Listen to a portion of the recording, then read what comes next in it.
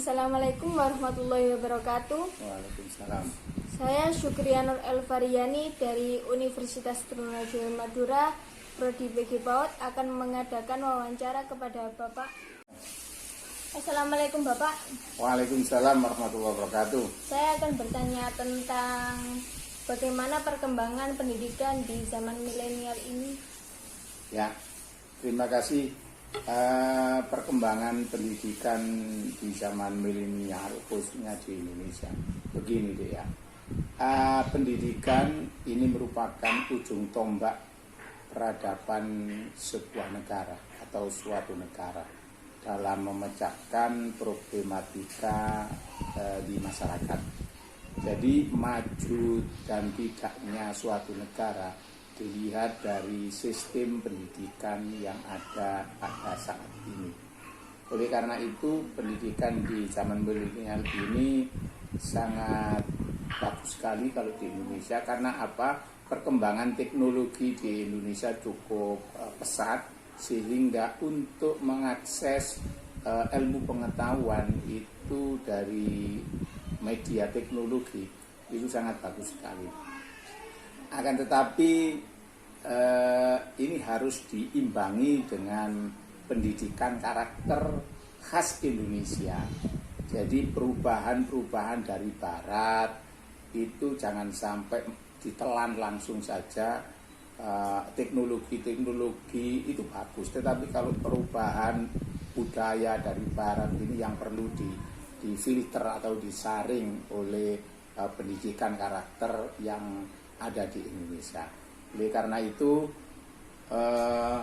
milenial di Indonesia saat ini akan menjadi satu tonggak di mana nanti tahun Indonesia Emas tahun 2045 ini yang akan memimpin Indonesia di masa yang akan datang. Oleh karena itu pendidikan saat ini harus betul-betul punya sistem yang bagus sehingga tidak menghilangkan karakter atau budaya Indonesia itu sendiri.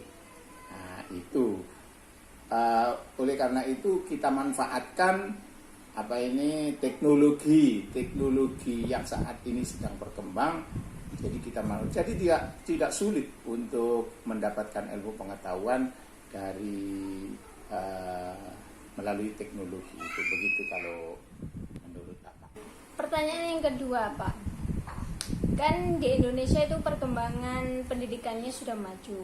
Apakah ada dampak negatif dan positifnya Pak? Jelas. Dampak itu jelas. Dampak ada dua yang jelas, yaitu positif dan negatif.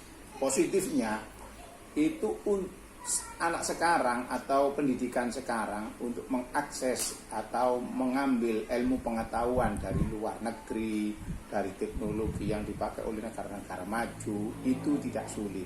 Jadi kita memanfaatkan itu dengan baik, maka itulah yang dampak positif, sehingga anak-anak sekarang, anak Indonesia khususnya tidak akan ketinggalan dengan anak-anak dari luar negeri, sehingga apabila diadakan kompetisi seperti olimpiade matematika, kimia atau IPA di luar negeri, anak Indonesia tidak kalah. Nah, ini positifnya. Nah, negatifnya yaitu tadi budaya, untuk melihat budaya Barat, baik budaya itu dari negara-negara Asia atau Afrika atau Eropa, itu kadang tidak cocok dengan budaya Indonesia. Nah, itu sudah masuk. Nah, apabila ini tidak disaring dengan betul-betul, langsung saja diambil, maka inilah yang dampaknya yang kita khawatirkan, dampak negatif yang akan menjadi penyakit karakter anak-anak Indonesia. Itu yang saya kira. Pertanyaan yang terakhir Pak, apakah ada hambatan ketika Bapak mengajar di kelas Pak? Ya, hambatan itu di mana-mana ada ya. Karena seorang guru harus tahu karakter murid-murid di di kelas. Apabila mengajar di kelas A umpamanya, ini karakternya tidak sama dengan di kelas B. Oleh karena itu seorang guru harus punya kreativitas, bagaimana anak-anak itu bisa kerasan di kelas untuk menerima pelajaran yang diberikan oleh guru. Apabila guru itu tidak kreatif, maka anak itu akan menjadi bosan. Nah, ini yang dihadapi oleh guru. Jadi hambatan-hambatannya itu banyak sekali, karena anak-anak itu kadang-kadang tidak kerasan di kelas. Oleh karena itu pelajaran yang kita berikan juga tidak ada di kelas saja, di dalam kelas saja. Ada namanya studi outing di luar, kemudian outbound atau pelajaran-pelajaran seperti outbound itu bagus sekali apabila ingin menjadi anak itu selalu mengikuti pelajaran apa yang kita berikan, yang tidak keluar dari real kurikulum yang ditetapkan oleh pemerintah.